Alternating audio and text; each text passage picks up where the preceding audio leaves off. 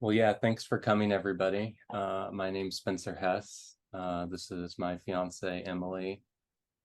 We are some of the co-founders, as well as Lori Johnson, who's here on the call, of the Maurin Academy. We're a nonprofit kind of inspired by Peter Maurin's vision to clarify thought, propagandize for houses of hospitality and agronomic universities and communes. And so this course, James has kindly joined us in kind of helping expound on what Peter Maurin thought and the society he wanted to help build. So that's what we're inspired by. Yeah, and we're so grateful for James for hosting this. We met James a little over a year ago in Chicago last year at a talk through their Catholic worker house in their parish. And connected over our love of learning about Peter Maurin and his life and history and what he was trying to say in his easy essays and how we should reconstruct the Christian social order. So yeah, we're excited to hear what James has to say. All right, thank you everyone for coming tonight. Thanks to the Maurin Academy for for existing, for one. I think it's great, and for allowing me to be a part of it. I'm very grateful. So tonight's talk, when they asked me if there's anything I wanted to talk about in Peter Maurin's life, I wish I had chosen something easier. I feel like this project it's pretty ambitious, talking about so much, because there's so much information on all three, on Peter Maurin, on Mondragon, on Arizmendi, and it's kind of hard. There's so much to choose from, that I found myself getting lost as I was doing this. So tonight's title is Maurin's Three C's, Mondragon, and Reconstructing the Social Order. And just for those of you who aren't familiar with the three C's and maybe Peter Maurin, Peter Maurin's the co-founder of the Catholic Worker Movement, and the three C's stand for cult, culture, cultivation, and it's what Peter Maurin kind of came up with in something that he called the Green Revolution, which he described as coming from the Irish monks of the 7th century. And after the fall of the Roman Empire, Irish monks went out into mainland Europe and Western Europe specifically, predominantly, and began to re-educate Europe. And he claims that they did this by using the three C's: that cult, that is the liturgy, so their faith came first, Christ was at the center of it; culture, through education, through thought. The Irish were very innovative and brought all sorts of thought and ideas to mainland Europe; and then cultivation. And he talked about kind of an agronomic university and kind of working the land, but also work, just work in general. And so, James, yes. So, yeah, the three C's is this synthesis of these three things called culture, cultivation, liturgy, literature. Agriculture was another way that Peter Maurin used to describe these three words, but synthesizing these things. And Peter Maurin was trying to synthesize a lot. Other things was creating this idea of that the workers become scholars and the scholars become workers. So kind of synthesizing that. His easy essays, which is what I'll be drawing from tonight, were also a synthesis of very complex ideas and trying to reduce them into simple, easy to read, kind of free prose. He used a lot of repetition and humor. If you aren't familiar with his easy essays, I'd strongly recommend picking up The Forgotten Radical, Peter Maurin, that was edited by Lincoln Rice. It's this book right here, and it just has all the easy essays that Peter Maurin ever wrote. There's over 500. So this idea of synthesis is just comes up in his easy essays. You really can see these very difficult and complex ideas just being used to that anyone could read them, whether you were educated or not educated. I'm just going to dive right into it. The main idea, of Peter Maurin's, of the talk tonight, Peter Maurin, Mondragon, and Reconstructing the Social Order. It starts with, the Catholic Worker newspaper, and I'll just dive in right now. If you have, just kind of let me go. I've tried to reduce this to, to a reasonable time. I've read through it a couple of times, and I've got it under, around 50 minutes. But with the screen thing, it might take me longer. So I apologize in advance. So 2,500 copies of the Catholic Worker newspaper were first handed out in Union Square on May 1st, 1933. In the first editorial, Dorothy Day writes that the paper's purpose is an attempt to popularize and make known the encyclicals of the popes in regard to social justice and the program put forth by the church for the reconstruction of the social order. This news sheet, The Catholic Worker, is started. The Catholic Worker newspaper had first been conceived 6 months earlier when Peter Maurin and Dorothy Day met in December of 1932. Peter Maurin had been looking for someone to collaborate with for much of 1932. He had met with editors of Catholic publications, of Commonweal and America Magazine, shopping around his ideas and looking for someone to start this paper. Before meeting Dorothy Day in December, Peter had written a letter to Miles Conley.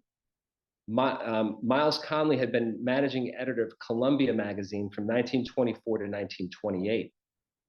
During Conley's tenure as editor, he had invited Hillel Belluck and G.K. Chesterton as contributors, two people Peter Maurin wrote of in his easy essays and suggested Catholics read. Peter Maurin is best known among Catholics, at least, as the author of a short novel called Mr. Blue. Now, by the time Peter wrote Miles in 1932, asking him to start a Catholic newspaper, Mr. Conley was already a successful Hollywood writer and producer, and as far as we know, he never responded to Peter's suggestion that they start a newspaper. Dorothy Day joked in the November 1954 edition of the Catholic Worker newspaper that, quote, when Peter read Mr. Blue, he dashed off a letter asking Miles Conley to be the editor of the Catholic Worker. But since the paper had not yet even started and Miles had a good job in Hollywood, it is easy to be seen why he is now living on Christie Street. A close reading of Mr. Blue and Miles Conley's time as editor of Columbia Magazine provides insight into who Peter was looking for in order to start a Catholic newspaper. And if you're interested in learning more about this history, I suggest reading the 2016 Clooney Media edition of the novel Mr. Blue by Miles Conley. And there's an in-depth introduction talking about some of this history by Dr. Steve Morarchi.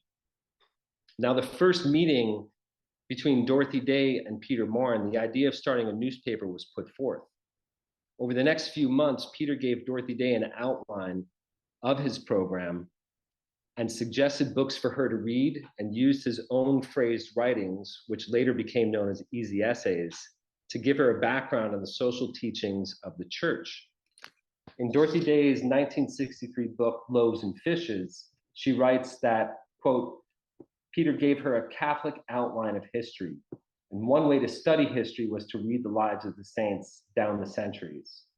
Perhaps he chose this method because he had noticed my library, which contained the life of Saint Teresa of Avila and her writings, especially about her spiritual foundations, and also the life of Catherine of Siena. Ah, said Peter, there was a saint who had influence on our times, end quote.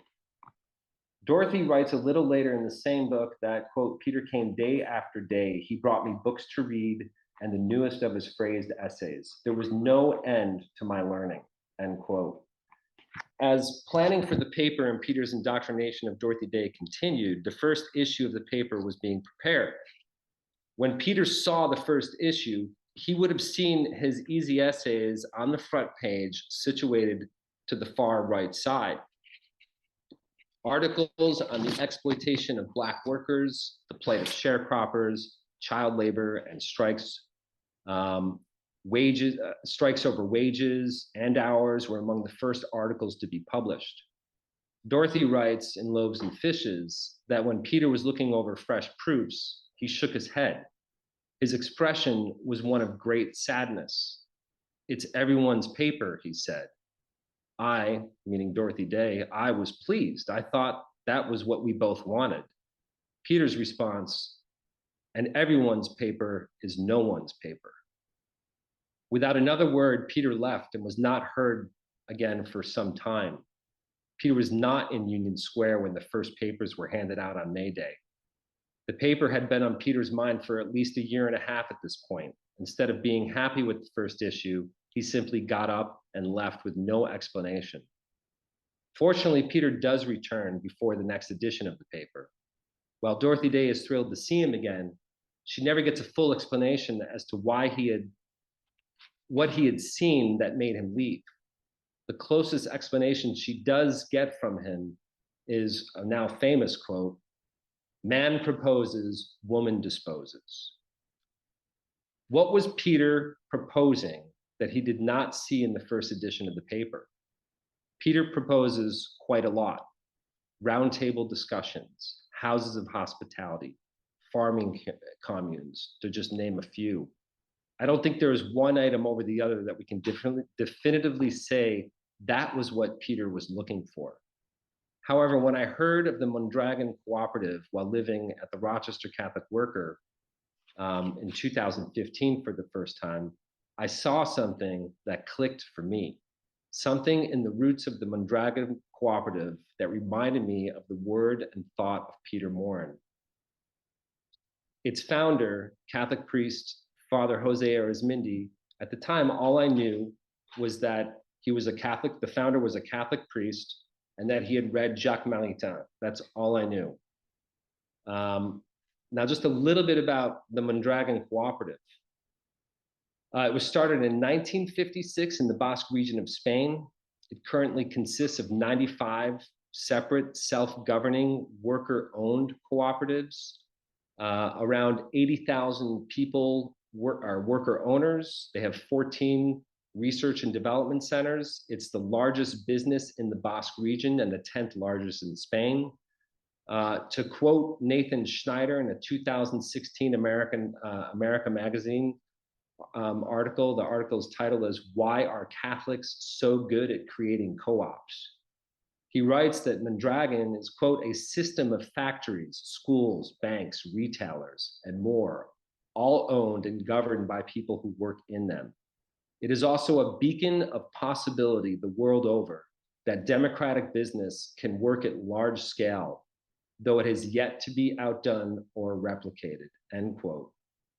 They are governed by principles that allow anyone, regardless of race, religion, or gender, to become worker owners. They have equal pay, and that labor is more important than capital. That is to say, the person is more important than profit. The Mondragon Cooperative Corporation is today considered to be the gold standards of cooperatives worldwide. Now, part of what I'd like to discuss tonight are Peter Maurin, the co-founder of the Catholic Worker, and Jose Maria Arizmendi, among the founders of the Mondragon Cooperative, but certainly the leader and the brains of the whole operation. Their lives, their work, where these two come together, and how the Catholic Worker movement might be inspired by Mondragon in our Catholic worker communities across the country and the world. Since we're being hosted here by the Maurin Academy, I'm going to start with Peter's life, some of his writings and thought. Now I'll try to get to the next. Okay. So here we have a map of France here. The part that we're going to be interested in is the yellow part at the south end of France. That is where Peter Maurin is from. So Peter was born in the south of France on May 9th, 1877, in a small town called Ute. The closest city is Mende, and this is also the name of his diocese. He was baptized the day after his birth. He was baptized, his full name is Aristide Pierre Joseph Maurin. He originally housed from what was formerly known as the Languedoc region, but since 2016 is now known as Occitan. Now, Languedoc is the name of the regional language that was once spoken there commonly, but it's an endangered language. Languedoc, the language is a precursor to modern French, and it was spoken from modern-day northern Italy to Catalonia, Spain. In fact, the language is closer to Catalonian than it is to French. It was the first literature in a Romance language and inspired the rise of vernacular literature throughout medieval Europe. Occitan, or Languedoc, the language, was made famous by the troubadour poets and musicians of the Middle Ages. And it's also interesting to note that 8 verses of Dante's Divine Comedy were written in Languedoc. Peter was the oldest of 24 children. He was born into a peasant family. Here's a picture of his house. They raised cattle and sheep. They also grew their own vegetables and lived in their village of Ute with about 15 other families. And their homes were very close to one another. I've been there, and it's in the middle of nowhere. And even the people in Mende did not know. They had to really think. They'd like, I heard of Ute, but I don't know exactly where it is. It's kind of one of those communities that, you kind of know where it is, but you're not sure. You know it's near, but you don't know exactly how to get there. The town also had a communal bread oven, which is pictured here, where townspeople baked bread a few times a week together. They shared communal land for their cattle and sheep to graze on. If Occitan is the region, the French department, which is akin to kind of like a county in the United States, where Peter is from, is known as Lozère, L-O-Z-E-R-E, Lozère. Mende is the largest city in Lozère and has an interesting history when it comes to Catholicism, religion in general. And this little history that I'm about to give of different people and events is important in the story of Peter Maurin, because according to Peter, his family had been on the land for 1,500 years. And it's also interesting to note that as of today, or as of 6 months ago anyway, there's still a Maurin working the land. So now we're at 1,600 years of Maurins on the land.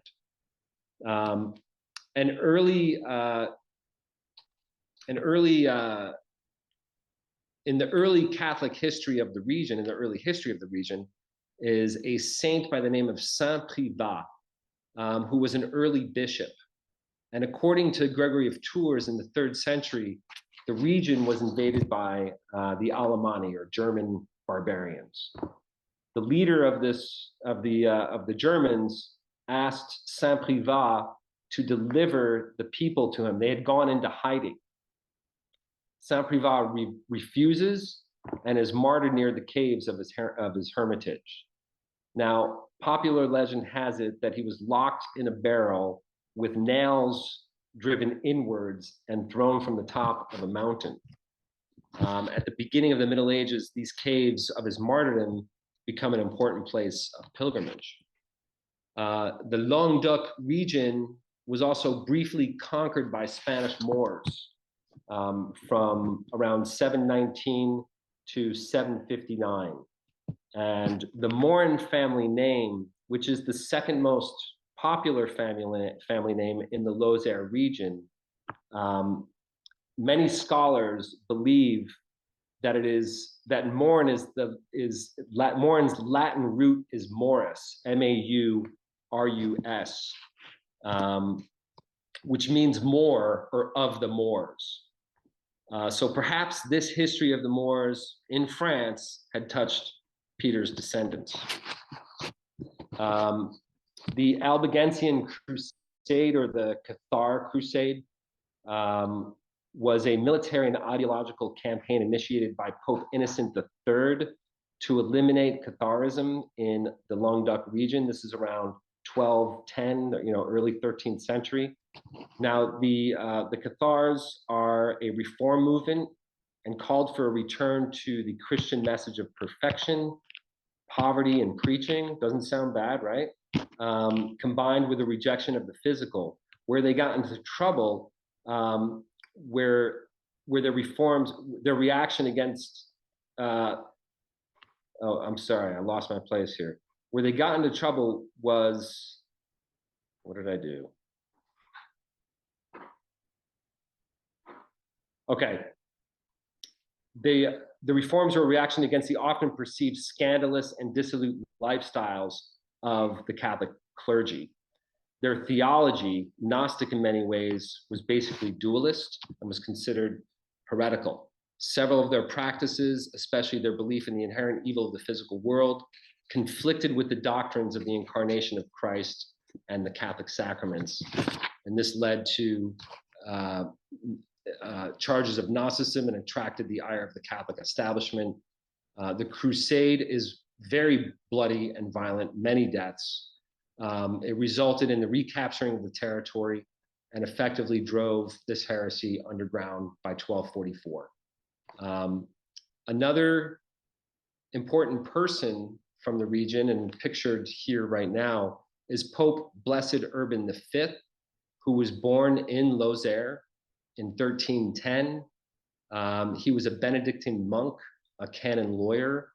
He had worked for, not the Vatican, because it was Avignon at the time, on peace missions and diplomacy. He was elected Pope in 1362. He is the last of the Avignon popes and the only one on the road to canonization. He briefly had returned to Rome during his pontificate, but was forced back to Avignon, where he ends up dying in 1370. And there's a statue of him right here outside. Now, outside here is the Cathedral of Mende, and the name of that is named after that 3rd century martyr, Saint Privat. So it's the Cathedral of Saint Privat that we're seeing here. Mende will experience difficult times. The Protestant Reformation in the 16th century. A large part of the Languedoc region, there were pockets of people who had gone over to Protestantism. Mende itself, the city, remains faithful to the Catholic faith. In 1579, the Huguenots seized the city. They decimated the clergy. In 1581, they destroyed the cathedral. Obviously, it was rebuilt. And the town gets its motto from this era. Their town motto is, "The darkness did not invade me." I wish I had pictures of their coat of arms. I should have done that. Two other personalities from the region are Saints Polycarpe Tuffier and Saint Frézal Tardieu. They were recently canonized in April of 2023. They were priests from the Sacred Hearts of Jesus and Mary. They were shot May 26, 1871, during the events of the Paris Commune. So, all of these little histories and stories. I'm sure there are a lot of legends in here as well. These are all part of the fabric in the life where in the place where Peter Maurin grew up. It's suffice to say that Catholicism and religion have had a deep impact on Peter's homeland. His family, the Maurin family, were very close to the church, and of his siblings, 3 of his sisters became nuns, and 3 of his brothers became Christian brothers. Peter Maurin will go on to become a Christian brother himself. Peter Maurin's first language was Occitan, or also called Languedoc. So English, the language he wrote his easy essays, was his third language. At the age of 13, he leaves his village of Boutet, and he lives and studies at Collège Saint-Privat, again named after that bishop, the martyred bishop from the 3rd century. And he goes to school with he's taught by the Christian Brothers, the order started by Jean-Baptiste de la Salle. And he goes in Mons, so he's basically at a boarding school. After graduating Saint-Privat, he decides to become a Christian Brother himself, and he moves to Paris for his novitiate. He spends 10 years with the Christian Brothers, and he teaches middle school and high school children in Paris. In 1898, his community life with the brothers is disrupted when he has to do his obligatory military service, in the course of which Maurin kind of experiences for the first time this tension between religious and political duties. In 1902, when the French government closed many religious schools, Maurin leaves the order and becomes active in Le Sillon, which was a Catholic lay movement which advocated Christian democracy and supported cooperatives and unions. He becomes disenchanted with Le Sillon and eventually resigns, but he does pick up some things that I think are relevant in terms of starting the Catholic Worker. Le Sillon operated a paper, and they also advocated and promoted study groups, which are very much akin to roundtable discussions, which become part of the platform of the Catholic Worker movement. Many people think that that he's borrowing from this time at Le Sillon. Now, another thing he had done during this time, he had stopped going to mandatory military trainings. There were 2-week trainings, he stops going. So now he's AWOL, basically, from the French military, and maybe perhaps he even wanted. And this is all in 1908. He decides in 1909 to migrate to North America. And he ends up in Prince Albert, Saskatchewan, to homestead. Now, a lot of people think he chose Canada because it didn't have a military conscription. His homesteading efforts fail, and he illegally crossed the upstate New York Canadian border in 1911. Now, when his homesteading efforts failed, he began working manual labor jobs all over Western and Eastern Canada. He was digging ditches for the Canadian Railroad. He was harvesting wheat. And then when he crosses over the border, he continues to work manual labor jobs. He works for a mine, again, just picking up, he works in a stone quarry for a while. Just very hard labor, manual labor jobs. He does this for several years up and down the East Coast of Pennsylvania, Ohio, before he finds stability as a French teacher in Chicago, which incidentally is where I am right now. The name of his French school, and I always get a big kick out of this, was an ideal French school. And for a man with a lot of ideas, it certainly makes sense that he would choose that name. So he lives in Chicago from around 1915 until he abruptly moves to Woodstock, New York in 1925. He had told Dorothy Day that for many years he had not lived the life of a Catholic. We don't know what that means. We don't know when that started. He left the Christian Brothers in 1902, so I'm assuming sometime between 1902 and 1925. But by 1925, he seems well on his way again to embracing his faith. Starting around his time in Woodstock, Peter began to live in voluntary poverty. He stops charging for he's still teaching French at this point. He lets people pay whatever they want. He ends up living and working at a Catholic summer boys camp near Phoenicia, New York, in the Catskill Mountains. And on weekends, he's spending his time in New York City, going to libraries, bookstores. He just really begins to read a lot at this point. And I believe that he began to form what becomes, the ideas and the philosophy behind the Catholic worker. It's during this time that he's really forming what will become the Catholic worker. Since I'm going to be talking primarily around Peter Maurin and Father Jose Arizmendi, I want to take a few moments to highlight some of the writings and sayings of Peter Maurin.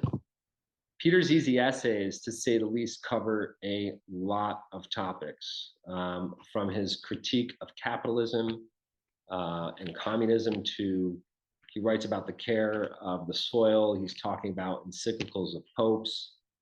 He's giving us titles and authors to read. He has all sorts of catchy phrases that people love to quote. I didn't write one down here. I thought it would come right to my mind right away. Maybe they're not that catchy. But he is also during this time, or in his easy essays, he brings in the thought of the French personalists, Emmanuel Mounier, who incidentally is also a peasant, and Jacques Maritain. In conversations with friends and relatives, I often find myself saying, "Oh, there's a Peter Maurin easy essay on that," and so I want to start with some of his easy essays, and I'm going to start with the ones that first appear in the May Day edition. Let's see here. Oh, I forgot to switch to Peter in Chicago. There's Peter in Chicago. He's looking pretty wealthy there. Someone said that he probably rented the chair and maybe even the suit, but he's looking pretty stylish. So most people, when they talk about Peter Maurin's easy essays, they quote "Blowing the Dynamite," which unfortunately didn't make the cut tonight for the easy essays. But this essay, Institutions, Corporations, is the very first essay to ever appear in the Catholic Worker. And, it must be important because he was thinking about this for so long, and he has a message to give. And so, I don't want to read every single word of these, but he just kind of defines what an institution is. And he quotes Emerson: an institution is the extension of the soul of a man. And when institutions are no longer the extensions of the soul of the founder, they've become corporations. Institutions are founded to foster the welfare of the masses. Corporations are organized to promote the wealth of the classes. So the question is not to organize bigger corporations, but to found better institutions. So just the key takeaway for me from this easy essay is he's asking us to found better institutions, to create better institutions. His next easy essay, so this is the second easy essay to appear, and now he's talking about ethics and economics.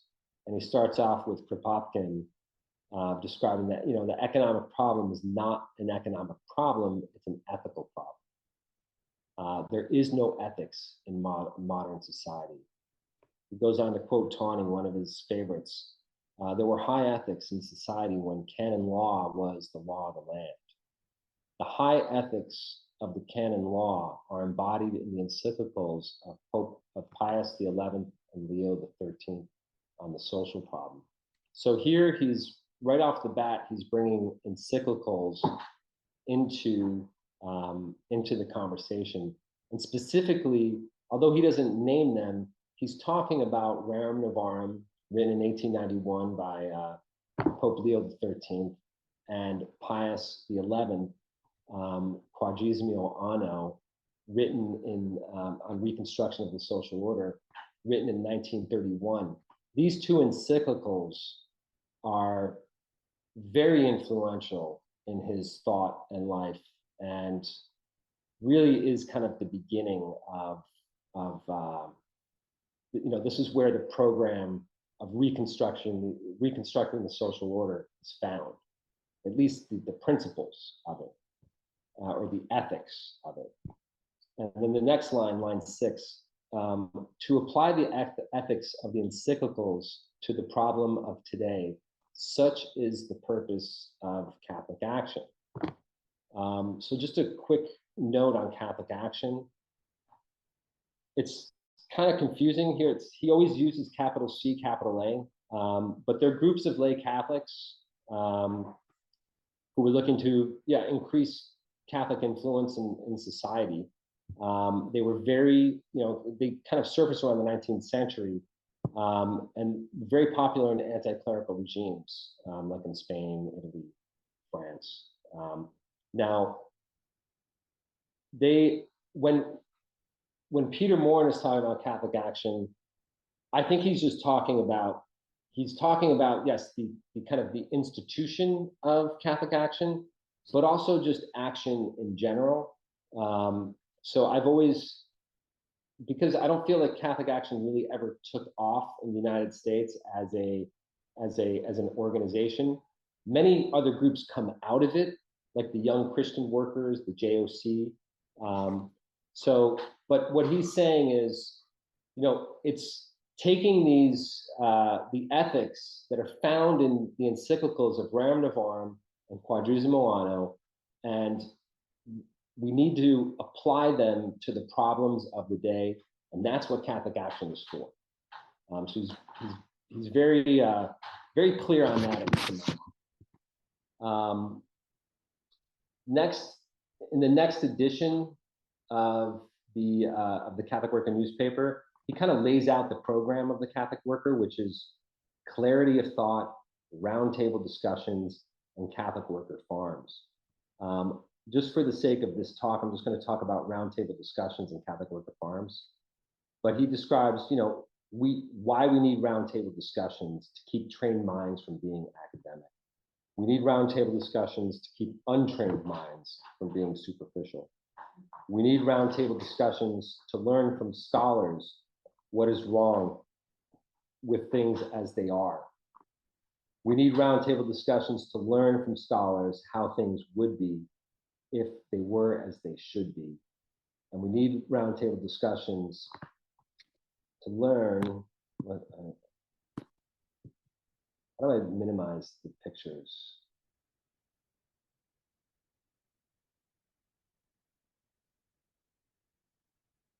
How do I move this picture here? Okay. Well, to learn how a path can be made from things as they are to things as they should be. In his next essay, let me get this out of here. He talks about houses of hospitality, and just on a side note, you can really see the influence of the Christian Brothers, his time as a teacher, his use of repetition, his use of humor, his playfulness with the words. He's ultimately always a teacher, Peter Maurin. He was Dorothy Day's mentor. He taught her, and as we spoke of earlier. But you really see his style of teaching here in these essays. And now he's talking about that we need houses of hospitality. So it's clarity of thought, and now he's talking about houses of hospitality. We need them to give to the rich the opportunity to serve the poor, to bring the bishops to the people and the people to the bishops, to bring back to institutions the technique of institutions. We need houses of hospitality to show what idealism looks like when it is practiced. We need houses of hospitality to bring social justice through Catholic action, exercised in Catholic institutions. So now he's kind of putting these all together: the institutions, Catholic actions, social justice, that houses of hospitality are not only places where the works of mercy are performed, but there's a much deeper sense to it as well. In October of 33, he expands on this issue, on this idea of houses of Catholic action. Catholic houses of hospitality should be more than free guest houses for the Catholic unemployed. They could be vocational training. They could be Catholic reading rooms. They could be Catholic instruction schools. They could be roundtable discussions. In a word, they could be Catholic action houses where Catholic thought is combined with Catholic action. So he's really making a point to say that, this goes beyond just the works of mercy, but also going into the spiritual works of mercy. And he keeps bringing up this idea of Catholic action, Catholic thought, institutions.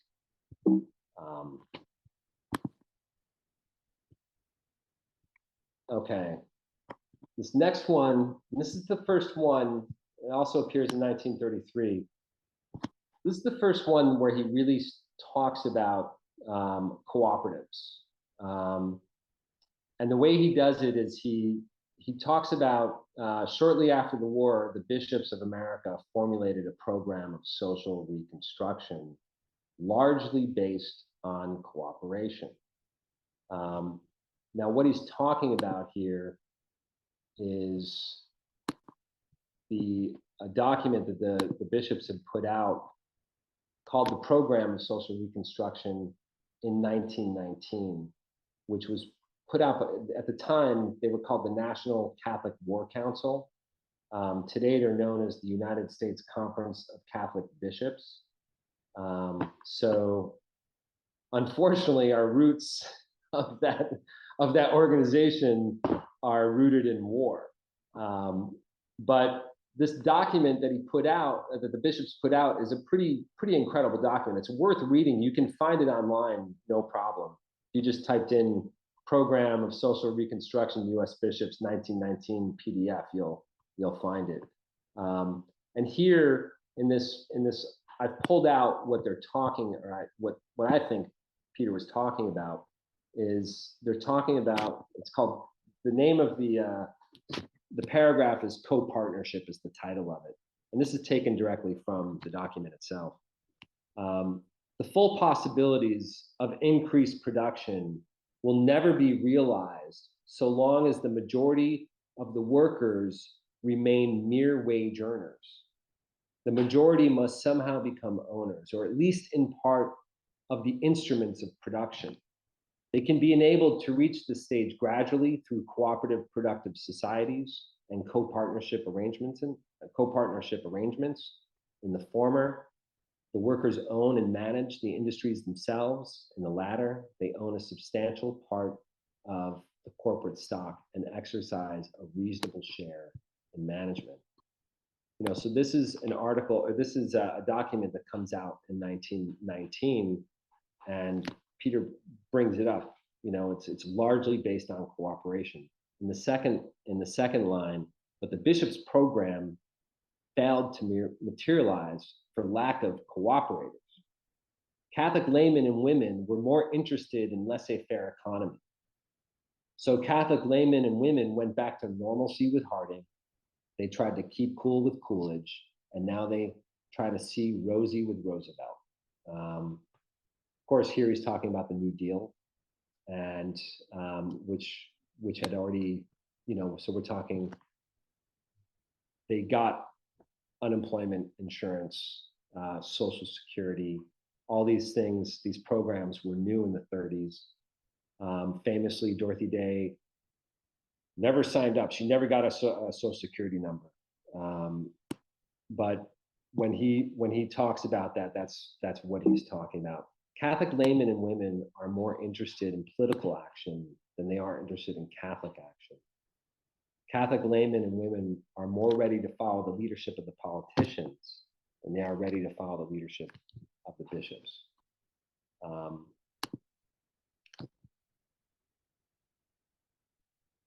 Okay, here's another easy essay that talks about cooperativism. He's talking to Father Lord, a Jesuit priest. He writes 4 letters to Father Lord S.J. And this is, I think, the 3rd letter, maybe the 4th. They're a lot of fun to read. I only have time for this one. But we'll just kind of go through this, but if you just look at line 8, he's talking about that the Jesuit order would do well. Well, we'll just read through it. He starts off, dear Father, we are living in a period of chaos. Our task must be to create order out of chaos. Creating order out of chaos ought to be the task of religious orders.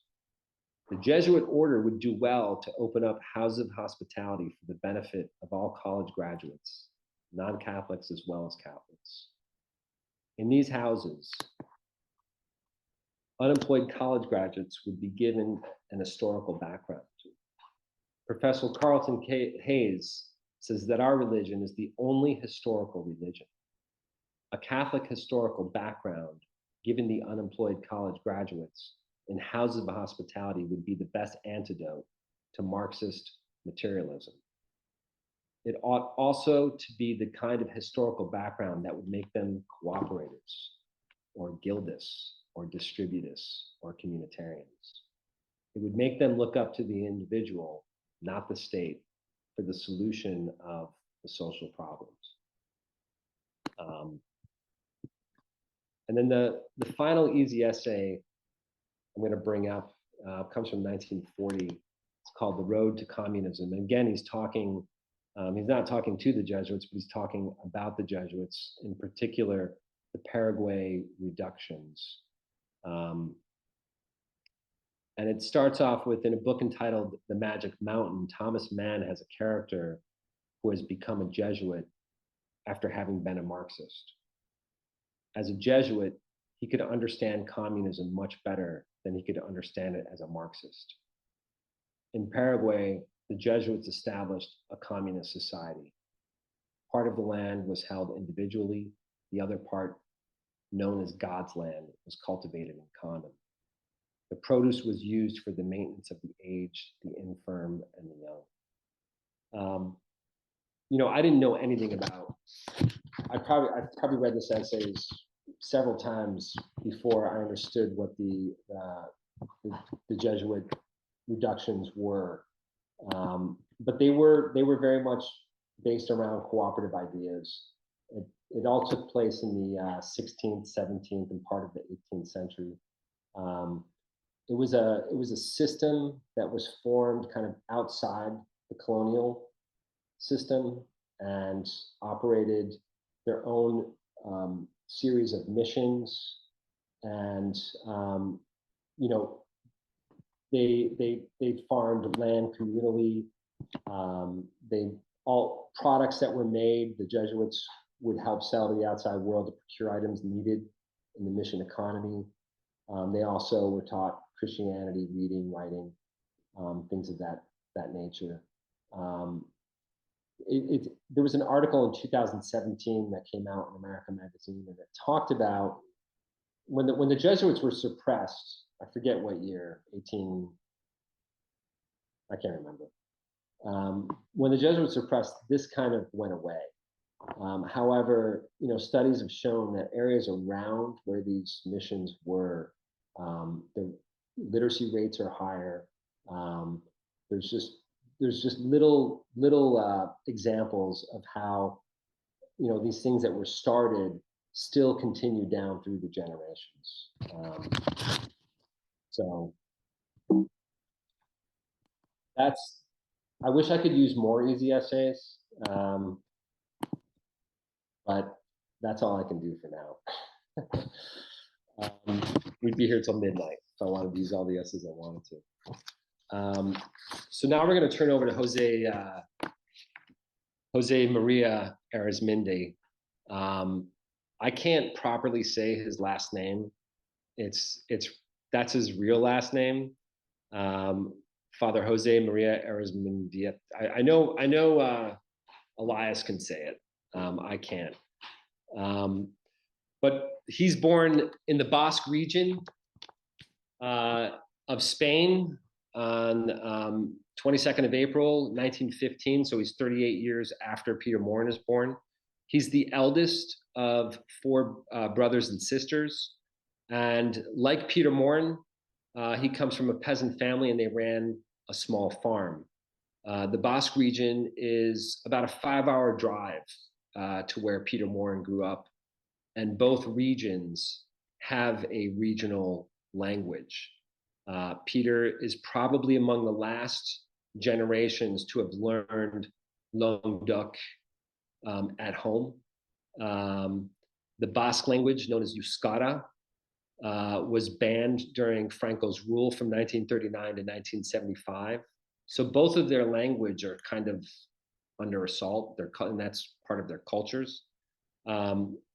It's also interesting to note that Father Jose Maria felt much more comfortable speaking and writing in Euskara than in Spanish, and some have questioned if he ever spoke Spanish fluently.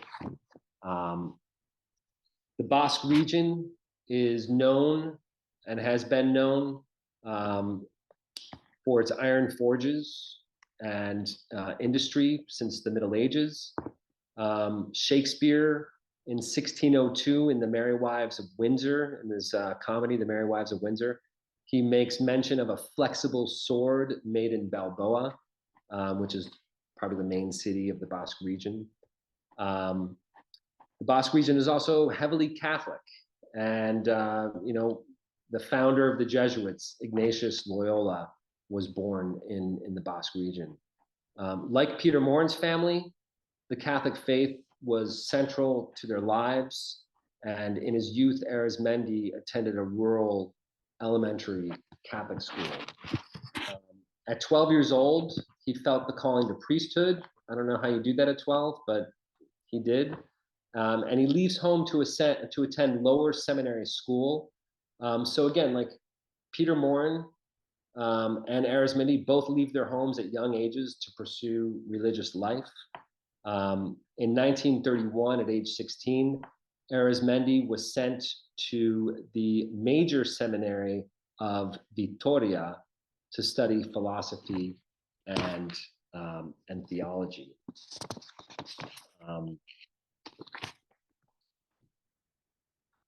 When the Spanish Civil War broke out in 1936, Arizmendi's only 21 years old, and being of military age, he joined the Basque militia, which was most certainly not aligned with Franco's forces. And he was assigned journalist duty. He was stationed at the General Barracks and participated in the founding and operation of 2 newspapers on behalf of the Basque government. In 1937, he's taken prisoner.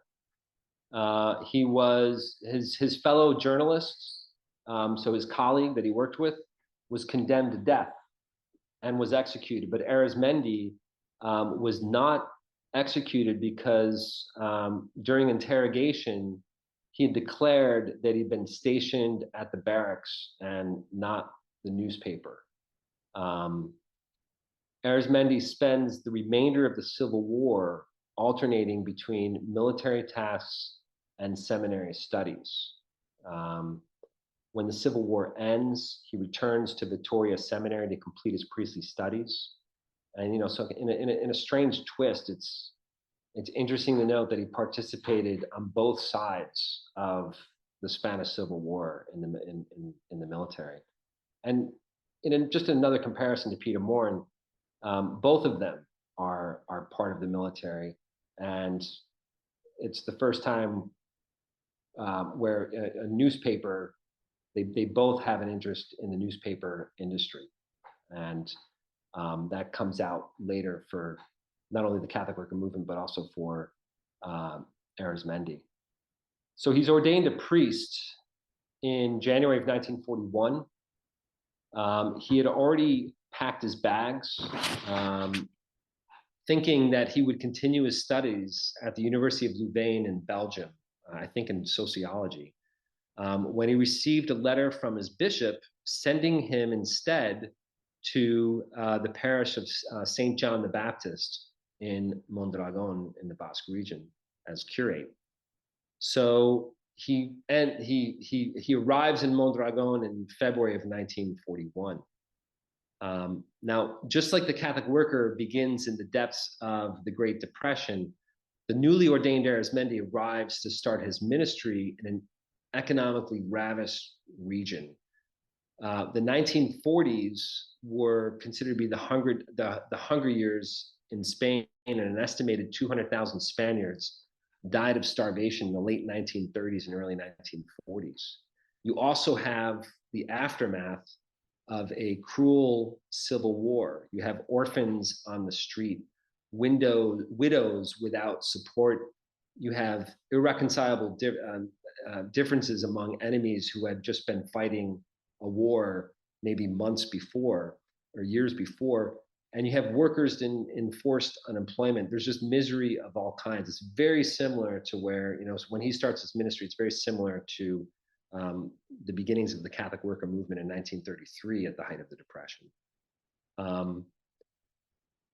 But it's important to talk about who Arizmendi was, how he'd been formed in major seminary when he arrives in Mondragon in February of 1941. The major seminary he attended, the major seminary of Vitoria, was then the most prominent educational center of the Spanish Catholic Church. He was educated by a brilliant generation of intellectual priests committed to the social question. Pope Leo XIII's encyclical Rerum Novarum and Quadragesimo Anno by Pope Pius XI, they provide the foundation and are very well studied, very well known and studied while he's there. These are the same encyclicals Peter Maurin is writing about. And so both Peter and Jose Maria share a deep understanding of these papal documents. It's also during Arizmendi's time at the Vitoria Seminary that he's introduced to two authors that will have an impact on his life, thought, and work for really the rest of his life. And that's the French personalist philosophers Jacques Maritain and Emmanuel Mounier. Arizmendi, like Peter Maurin, is without a doubt a personalist, and both Peter and Father Jose Maria were deeply influenced by these two authors, these two philosophers. Arizmendi considers himself a disciple of Mounier and was also introduced and a reader of Esprit magazine, which means the spirit. It's a French magazine that was founded by Emmanuel Mounier in 1932. Jacques Maritain was also contributed a lot of articles to Esprit.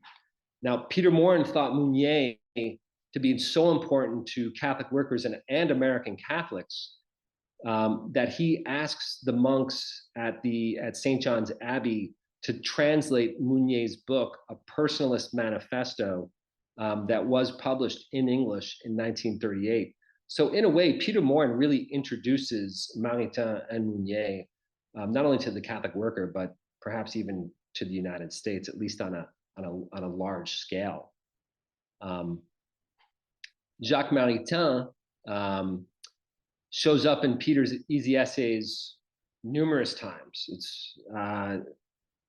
It's probably over 15 times.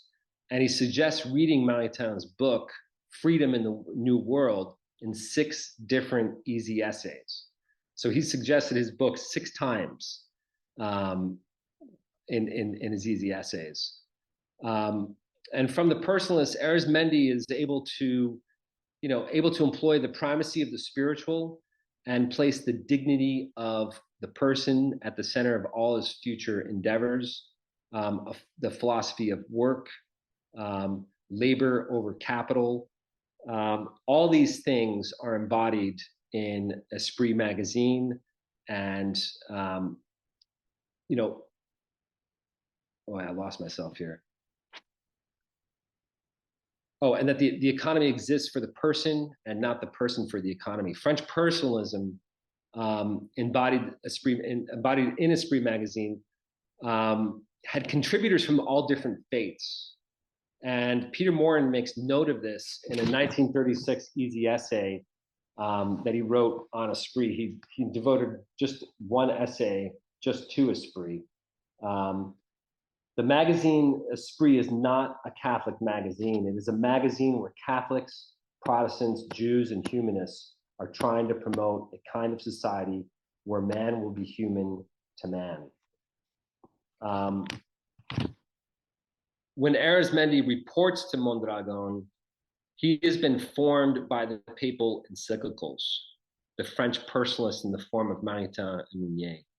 In addition to these and other sources, Arizmendi is influenced and actively participates in the spirituality movement for the priesthood, a movement that had begun in his seminary in 1926, which called priests to a life of personal sacrifice for the social redemption of the Christian community. Victoria Seminary was transformative in the sense that it trains its students to be future leaders of lay movements within Catholic action. One of his superiors calls it the social priesthood. So that's really who's showing up in February 1941 in Mondragon. Peter Maurin wrote an easy essay, and I'm sorry I forgot to put these two last essays into the slideshow. But one is called The New Apologetics. And he starts off by talking about the new Christianism. Jacques Maritain emphasizes the necessity of trying to lay the foundations of a new social order. Laying the foundations of a new social order is the task of the laity. The clergy teach the principles. The task of the laity is to apply them without involving the clergy in its application. And if there's anyone that exemplifies this idea of the clergy teaching the principles, it's certainly Jose Maria Arizmendi. So after arriving in Mondragon in 1941 and over the next 14 years, he works tirelessly as a priest who celebrates Mass, listens to confession, and performs all other priestly duties, probably funerals and weddings.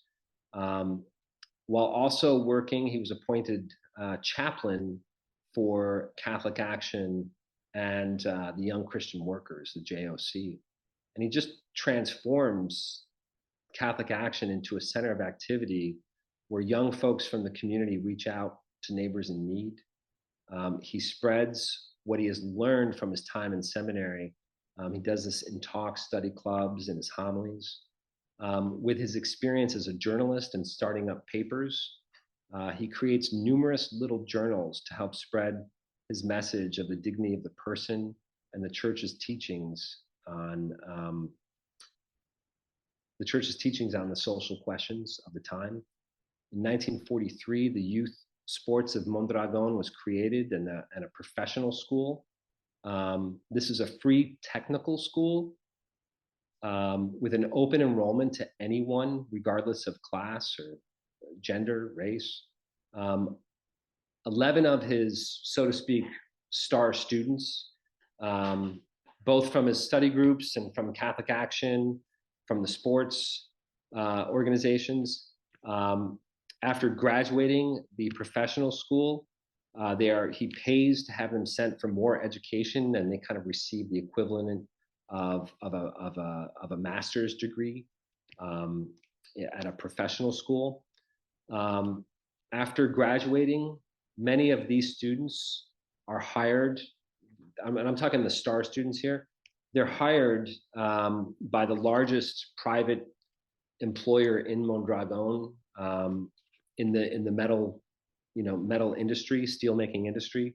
Some of these students move up the ranks and their jobs, and they begin working on all these ideas and things that he'd been talking about. They're working on creating unions, better wages, hours, better working conditions. In 1945, the working conditions in the Mondragon region are horrible: 12-hour work days, low pay.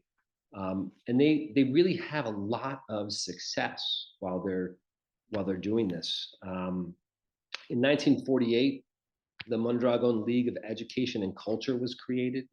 And all of these organizations that he's creating, all these institutions have cooperative principles imbued in them and are just another tool that Arizmendi uses to help form a lay apostolate that are cooperators with the dignity of the person and the common good of the community at its center. Father Jose Maria makes himself heard to his people in many different ways, using all these places, not only in his homilies, but in conferences at the Catholic Action Center, at the schools, at the cultural and educational institutions. And he helps create all these places that he helped create, and the discussions that are held there are on topics such as private property, theology, capital and labor, social justice issues.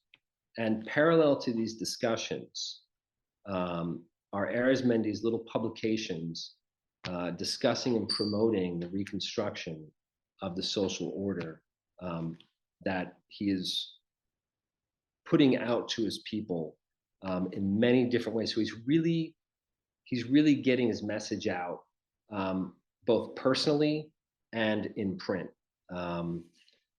Around 1954, his star students, who had experienced great strides at their company in terms of wages, working conditions, they got education, they got the owners to match pension, matching funds to when they put money into their pension funds.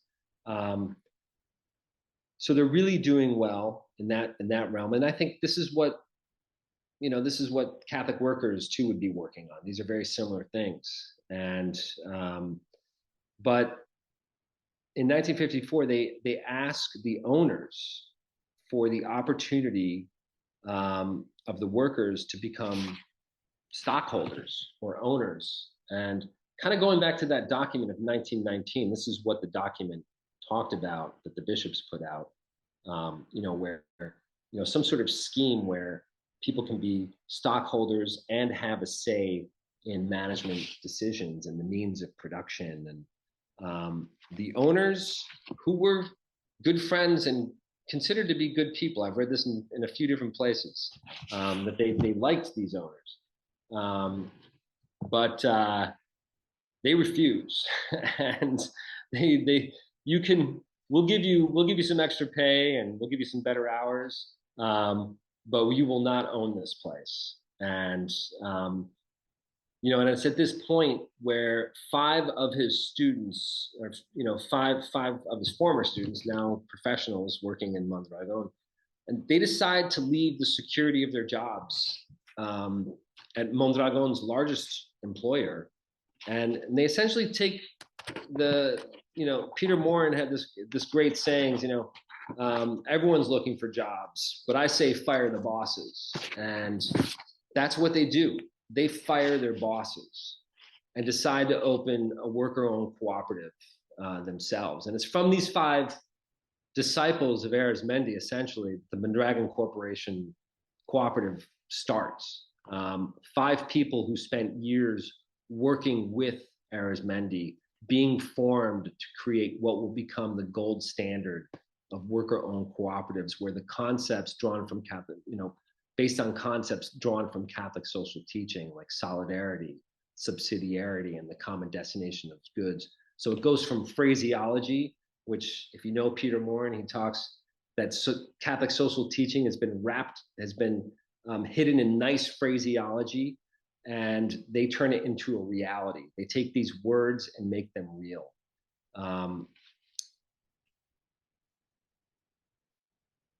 Arizmendi is always in the background of this endeavor. He never becomes a director or receives a salary of any sort.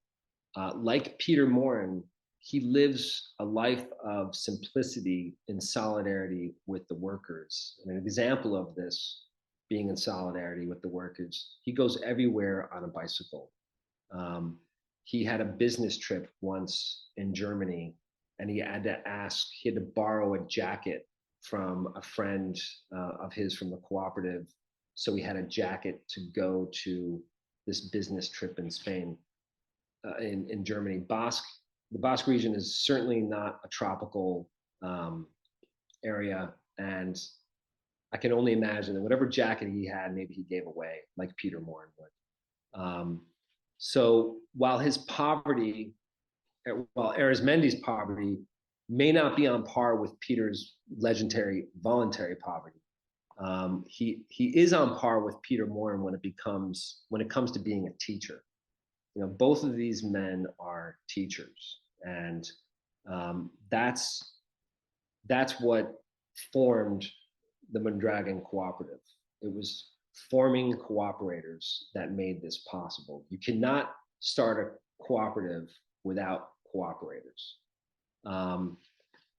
So Peter's first easy essay ever to appear in the Catholic Worker, the one we just read, calls for the creation of better institutions. His second essay describes Catholic action as embodied the high ethics of papal encyclicals. Mondragon's beginnings embody these exact things that Peter Maurin is talking about. And he does it through clarity of thought. Then they create institutions like worker-owned cooperatives, credit unions, educational and cultural center. They created order out of chaos, without the benefit of getting rosy with Roosevelt and the New Deal. Franco was not going to rescue the depressed Basque region. They had to do this all under a regime that oftentimes viewed them as Marxist, all the while banning their language and threatening their culture. All of this was done from the bottom up. There was no class warfare like Karl Marx had predicted or maybe hoped for. This revolution has been a peaceful revolution and still ongoing. And it's in this peaceful revolution from the bottom up that Dorothy Day also desired.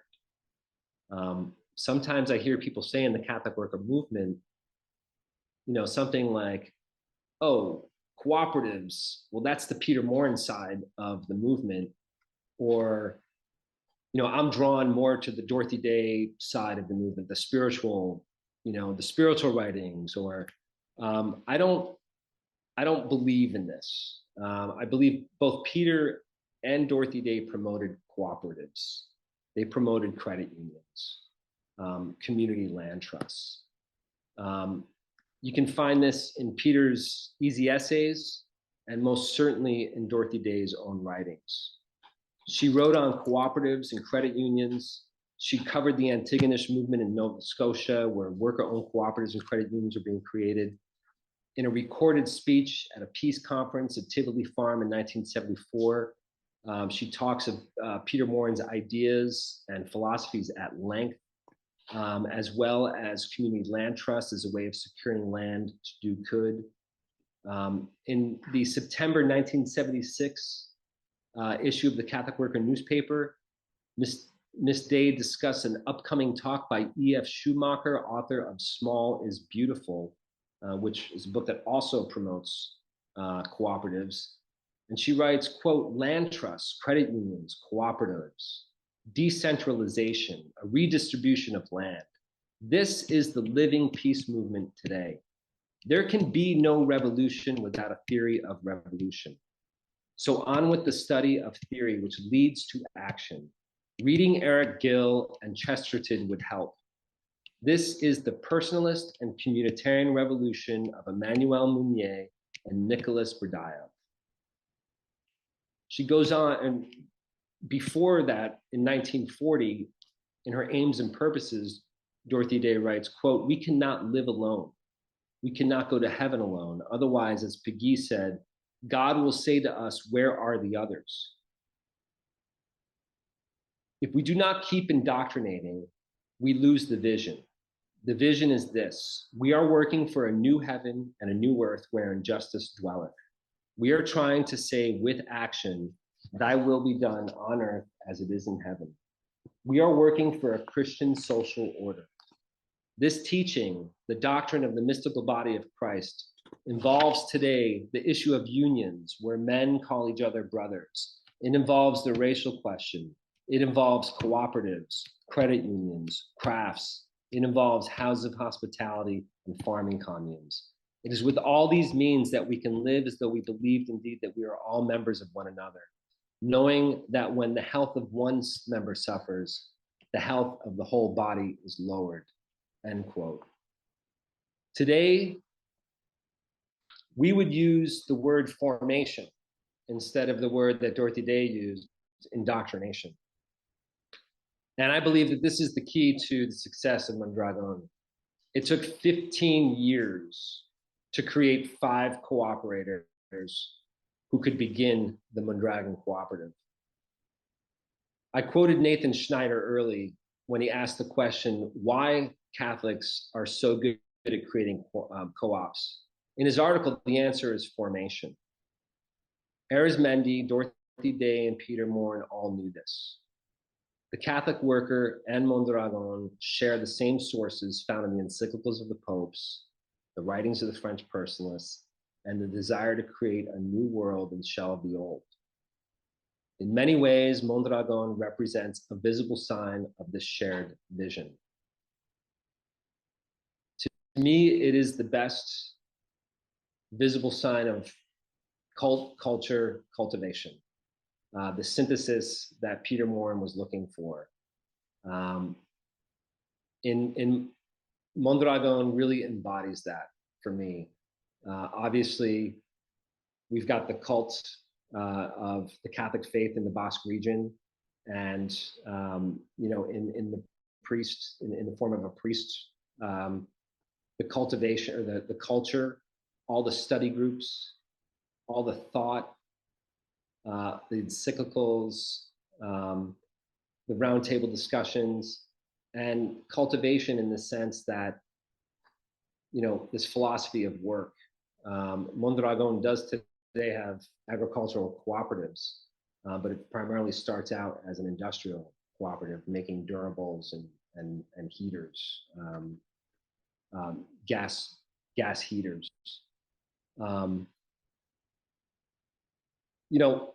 I'd like to end this, and I'll take some questions after, but just with a few other thoughts, and I'm going to end it with a quote by Arizmendi. Peter Maurin, he dies on May 15th, 1949, which is the same day that Rerum Novarum and Quadragesimo Anno were released to the world. It's also the feast day of Saint Jean-Baptiste de la Salle, the founder of the Christian Brothers. Jose Maria Arizmendi died on November 29th, 1976, 4 years to the day of Dorothy Day's death, who also died on November 29th, 1980. Both Dorothy Day and Father Jose Maria Arizmendi are on the road to canonization, and they're both considered to be servants of God in the Catholic Church, which is one of the first, a step in the road to canonization. There was a part of me that I could see Pope Francis canonizing them together, which I think would be brilliant, but we can only hope. And I think this quote from Arizmendi, written just days before his death, is a good place to end. And I think it's something that both co-founders of the Catholic Worker would agree on. And I also ripped this off from Nathan Schneider's America magazine article. But this is Arizmendi just a few days before his death. Hand in hand, of one mind, renewed, united in work, through work, in our small land, we shall create a more human environment for everyone. Everyone shall simply work for the benefit of everyone else, and we shall have to behave differently in the ways that we work. So I'll just end it there. Good. Really nice job. This is, I didn't know too much about Arizmendi. I've read about the sociology of Mondragon, but not too much about the founding.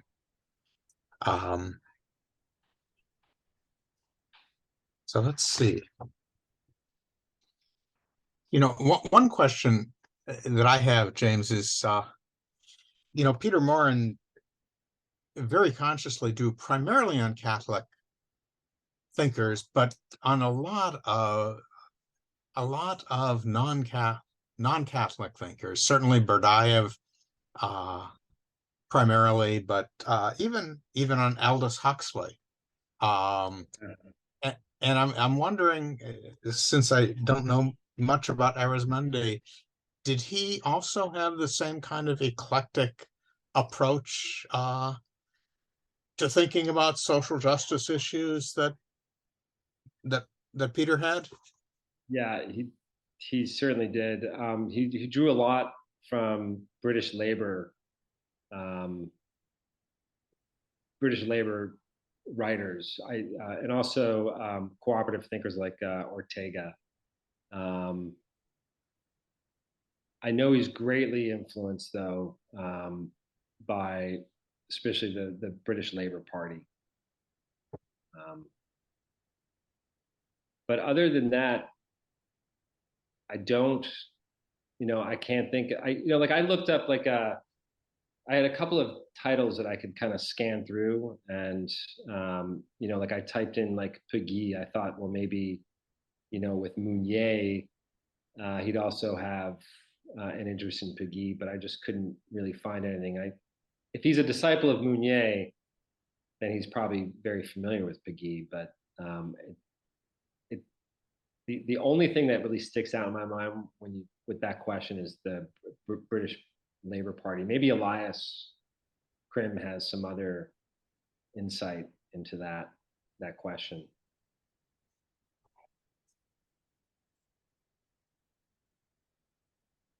I'm not sure that I do, but I do have a different question for you, if I could. Well, I hope I answered. I don't think I answered Harry's question though, so I'm sorry. No, that's fine. Yeah, go ahead, Elias. Yeah, I just thought I'd highlight one thing that I learned digging into Arizmendi's life. The presentation was great, by the way. It was really interesting, and you connected some threads that I had never, connected before. There's another one which you mentioned, and that is that they're both teachers, in a way, very committed teachers. But on the Arizmendi side, there's an innovation. It's something that he did that isn't obvious maybe at the beginning when you start reading about the guy, but it eventually comes out, particularly if you read his reflections. It's a little book that he did not create. His biographer created it out of just snippets of text of all kinds of things. Arizmendi wrote a ton of stuff and published nothing. He just never had time to think about it. But there were just speeches and, manuals and, all sorts of stuff. So so that's what's assembled in his little reflections booklet, which when you read them are a little bit like the easy essays. They're little digestible flashes of inspiration. They're quite wonderful. You read a few of them and you wonder, did a priest write this? This is amazing, So, but what he did, I think was so striking, is that Arizmendi figured out that not only was the formation process the key to this, the one thing you can't do with a co-op is like quickly launch it, quickly organize it and launch it. That doesn't work, because it's more like a soccer team. Unless everybody really knows how to play together, it's not going to work, right? So, but what he did was he took the workplace, and he says this many times over in his reflections, and he turns the workplace into a school. He turns it into a school of life. And he means this in a very powerful way. And one of the most extraordinary things he does, and I'll give you an example of it, is the way he communicated to these young men these young working men in this desperately poor, dusty town, that they were capable of doing this. In other words, their mentality was that of the worker, the wage earner, you know. They just didn't imagine that they could have the capacity to create something like this on their own. And early on in that first co-op, you know, there was a meeting. Arsmendi comes in and he says, you know, I've realized something very important, and that is we have to control our own finances. Not only that, we're going to have to start our own credit union. And the 5 guys sitting, or 6 guys sitting around the table go, oh my God, Father, what are you talking about? We don't know how to do that. You know, that's way over the top. We could never handle that. The meeting ends. In a couple of weeks, he comes back and there's another meeting, and he's carrying a big stack of papers, and he hands the papers around, and they're legal documents. And he says, here, sign these. You're all directors of the credit union. That was it. And that's how the credit union got started. So, and it turned into the 6th largest bank in Spain over time. But the employees, the workers, the worker owners just couldn't imagine that they could be empowered. They could have this kind of agency. They could believe in their solidarity to the point where they could make these miracles happen. And that in many ways, I think, is the great innovation that he came up with. And now that idea of using the workplace as a school of organizing, a school of formation, a school of culture is, much better understood. But in a particular Catholic way, he really drove it home because he believed in it so deeply. He really thought education was pretty much the key to everything. So anyway, did you also, in your reading of him, did you pick up on that stress emphasis? I did, and of course I know that book because you play such a big role in publishing it in the United States. You had it translated, and I think the way I see that part of it is Peter Maurin saw House of Hospitality as these places of formation and whatnot. I think one of the things, and sorry, my computer died, so now I'm Renee Roden. One of the things about the credit unions and Arizmendi's role in all of these things is, he just gives birth to these things, and it gets out of the way, and so it really allows the laity, or the workers to do it. And I think that takes discipline, like not to want to be, and so he's a cooperator himself. He's a personalist communitarian. And I had so much source material to work with. And I mean, I can't believe how long I read this thing twice, and it took me an hour. So I don't know how it got to be as long as it got to, and I apologize. But there was so much I had to leave out, and I should have included, because when I read your book, there were a lot of things I was like, this could be an easy essay, or this. And I wish I could see it in the original. If I feel like he's also playing with the language, but I don't know that for certain.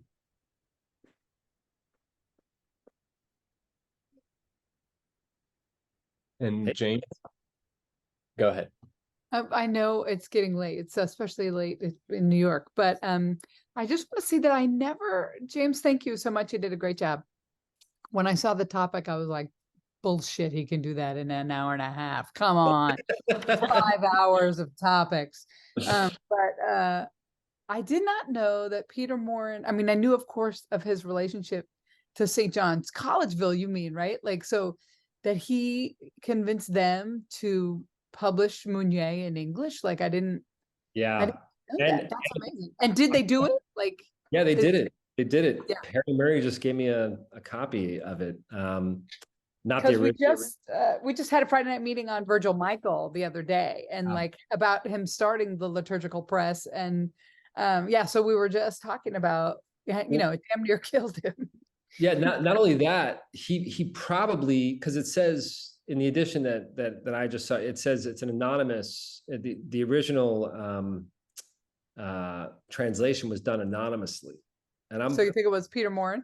I think Peter sent over a he's like, here's what I've got, you guys can take the rest. And I've heard, I think Dorothy Day has said that he translated it, and I think I've read that in other places, but you know, I'm pretty sure he definitely got it translated and published.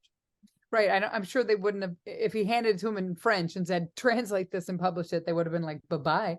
But if he gave him like at least a mostly translated version. Yeah. Wow. So that's really, really interesting. And I'll just, this one little tidbit. My kid, right, Jonah, he wants to go to this boat building school that's in Bilbao. And it's not part of the cooperative, but it is similar. Like you work, like you don't just learn to handcraft wood boats, because that's a real marketable skill in the US, right? But you also have to like be part of the education that they do there for other people who come, and like just that very notion that's so it's really antithetical to laissez-faire capitalism of the United States, right? And it's also like super affordable. I think you really don't pay for the education part, you pay for the room and board part, but because you help with the work of the boats and the work of educating other people about the boat building place, you don't really have to pay for the education part of it. It's revolutionary by our standards of education. I want to go. These other. Oh, there was another question. I'm sorry, Lori. Or I thought someone else had a question. Sorry. I mean, I have one, but if you want to keep responding. Oh, keep going. So my question was going to be, what are kind of the broad strokes between like founding Mondragon and like where it is now? Like, how's it doing? I mean, yeah, it's still considered the gold standard, right, of co-ops. And I heard one woman who was going to visit it from Cincinnati, Ohio, and she's like, "We're going to the North. It's the North Star of co-ops." I think, you know, when I read institutions, corporations, you know, how if it gets too big, you know, it can lose its soul. And maybe, you know, like I know recently two of the larger, you know, cooperatives within the cooperative of Mondragon have voted to leave. I think it's I can't remember, it's 13 or 17% of the workforce is leaving. And I think what's interesting in the article that I read was that even in their departure, and they interviewed people from both sides, people that were staying, people that were leaving, and this idea of still being able to cooperate, and we're still going to work with them even if they leave. I read that they've also that they'll still pay into the pension system. You know, they'll still be a part of the pension system, and you know, so I think it's not utopia, right? Like people think like it's just like any other business. It's, you know, when there's economic headwinds, you know, they face them. You know, they're a global company. They're exposed to the global economy just like any other organization or business would be. And I think it's you know, it's an experiment. That's before, for many years they called it the Mondragon experiment, and I still think, just like the Catholic worker is an experiment, yeah, so is the Mondragon experiment. It's still ongoing.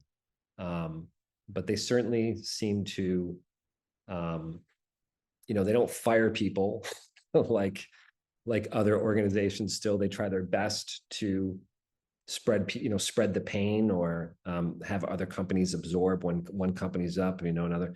So I think they still hold to that. But there's a part of me when I was reading this article, I couldn't help but think like, all right, is it too big? You know, is it just like any other organization that after 50 years, it loses its way a little bit, or maybe drifts a little further from its charism, or maybe, you know, I don't know. But when I read that article, I definitely had some ideas. I see Elias, you got your hand up, so maybe you know something. I was just going to say, yeah, there is kind of a cycle with big organizations. Mondragon has become a very big organization. And a lot of people would say what it's losing is the kind of the cultural glue. It's a generational thing. You know, the younger employees, they don't know much about this earlier history. They were not around during all these hard times. And to stay in business, they decided to go global. And globally, they're not cooperatives in very many other places. They are conventional businesses. And so in some ways, their international businesses are supporting their Basque culture and their Basque organizations. So it's kind of a different thing. Although I would say that the culture, the company culture is still very much the same, and they have influenced even the region. The Mondragon cooperatives really have kind of an ethos that now there are many cooperatives all over the Basque area, not just Mondragon, but many, many others.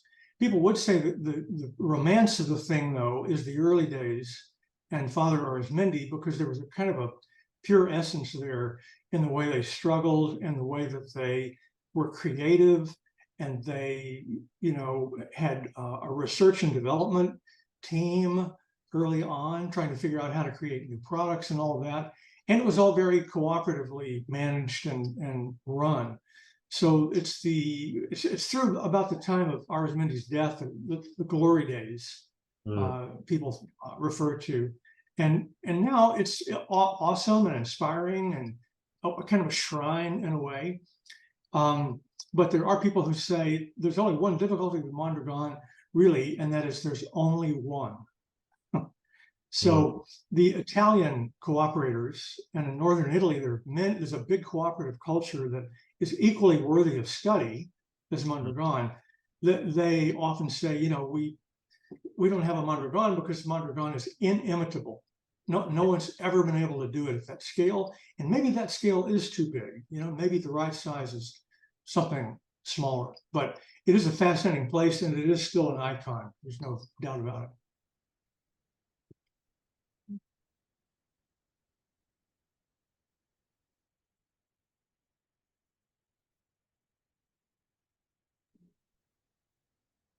So I guess a follow-up question to that would be, if Father Arizmendi spent 14 or 15 years basically like tutoring the 5 original cooperators, like how did they turn out that they were able to like capture lightning in a bottle and create this gold standard institution? Well, there were a lot of people that went through his programs, so to speak. They weren't the only ones. They were kind of the ones that were the, you know, the creme de la creme, so to speak, or the ones that stayed close to him, or maybe most inspired by him, or, you know, maybe you were like, well, I love Jacques Maritain Mounier. I'll read that all day long. There's not many people who are going to read encyclicals and French Catholic philosophers, etc. So I think that, you know, those 5 that started are really, yeah, they're the ones that they were his star students. That's what I call them. But there were many others, and I think that is why when they do start, it really kind of like the Catholic worker movement, you know, the newspaper just like exploding. And I think the Mondragon, the same thing. It was already in the air. This wasn't, you know, this affected every area of the community life, you know, the sports teams, the educational and cultural centers, the professional schools. Arizmendi's, you know, there and purposefully there spreading the gospel and, you know, also these ideas and whatnot. At least that's how I read it or read it. So we just got to really get a lot of people, and maybe, you know, it's interesting to me, 5 people, you know, and, you know, I thought of Dorothy Day's, you know, what we do is so little and Jesus does the rest. But there was so much that went into those 5 people, you know, so it's like, yeah, you need a saint.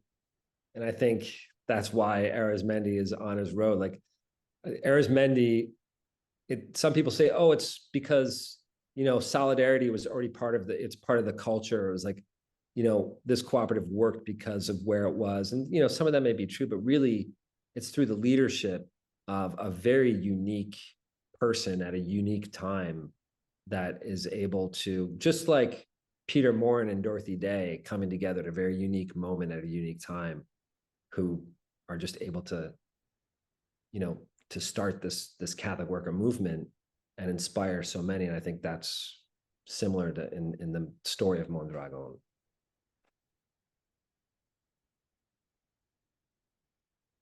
But with Elias in the room, I feel nervous about answering any questions. This is a good question in the chat, though, from Miriam about, I was thinking about this, the Basque identity. There's something to this. I think I've just been reading about co-ops in Quebec. So why have they done well in Quebec? Because Quebec also is a province that has had a kind of resistance, right, in Canada. And the Basques, were fighting life and death battles against the Franco regime to maintain their culture. And that is a powerful thing. Mm-hmm. That is a powerful thing. It's not the whole story, but it certainly does underlie some of the solidarity. And Arizmendi said in his little book, we have an atomic secret in our work. It's solidarity, as he put it.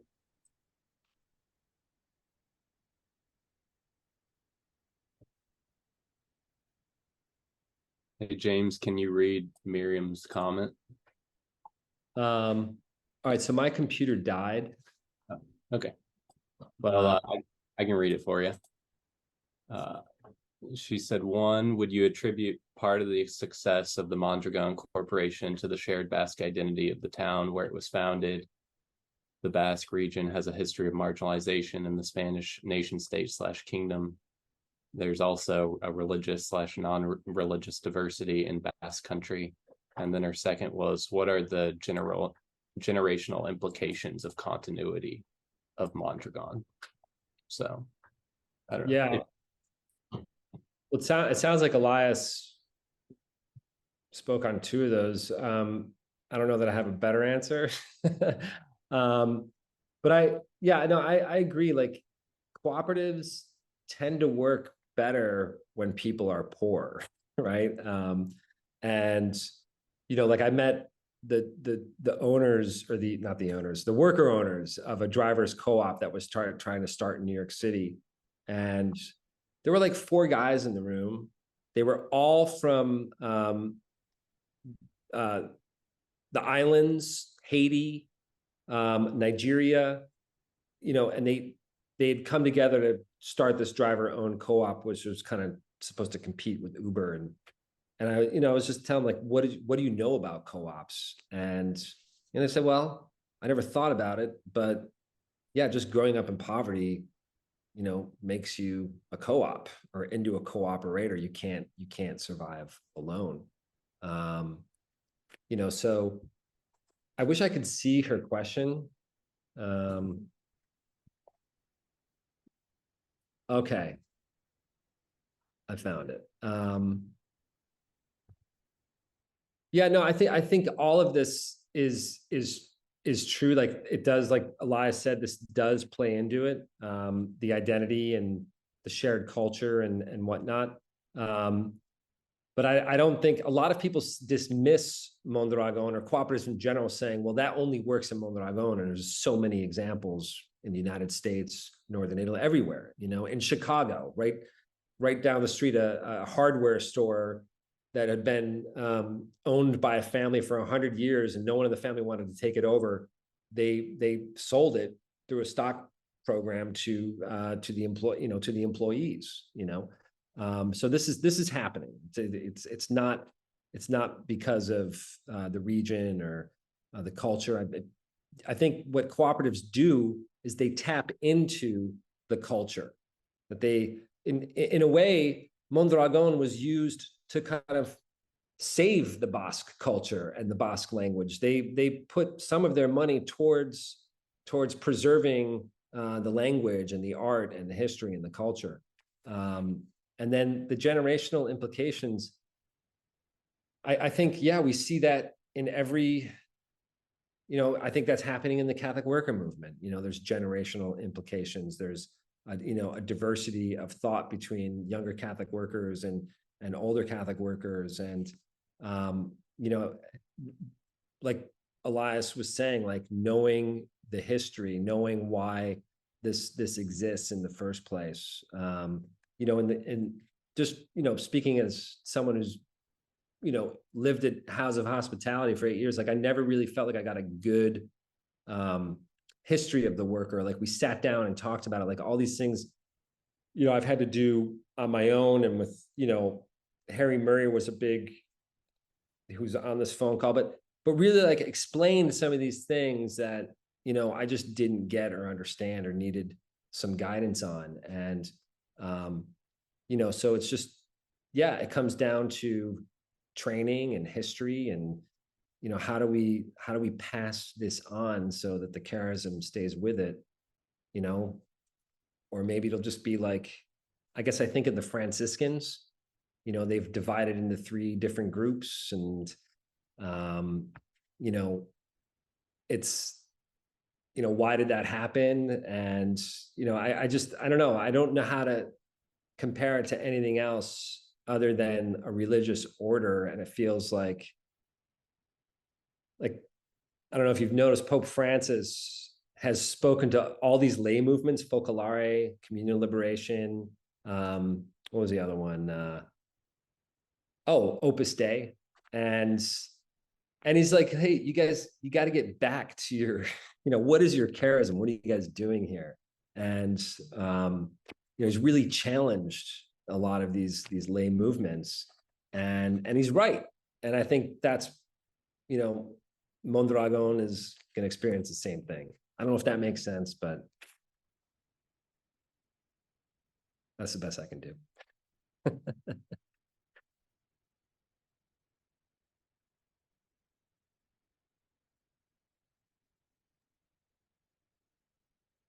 It's almost 9 o'clock, but we probably have time for like one more question.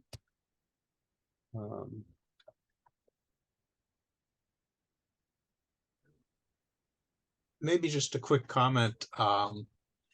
As someone who's taught courses on social movements for about 30 years, Nice. I tried to study them a little bit. I think I have to conclude that there's always an element of mystery to why a particular social movement takes off at a given time and place. That there's not a formula, to create a huge social movement like the civil rights movement. But a notion that Alden Morris put forward in his book, The Origins of the Civil Rights Movement, that I really liked, was talking about movement halfway houses, groups or organizations that don't qualify as a mass movement, but they sort of keep certain ideas alive, often through very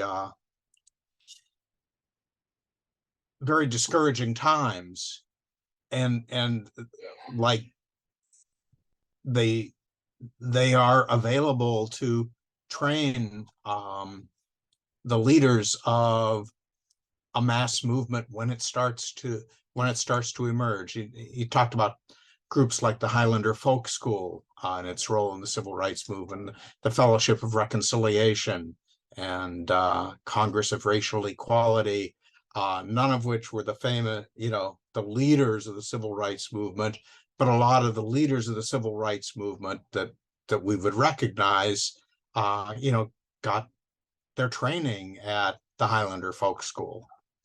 So, and I've often thought of the Catholic worker in that sense as sort of a movement halfway house, never taking off as a full-blown mass movement.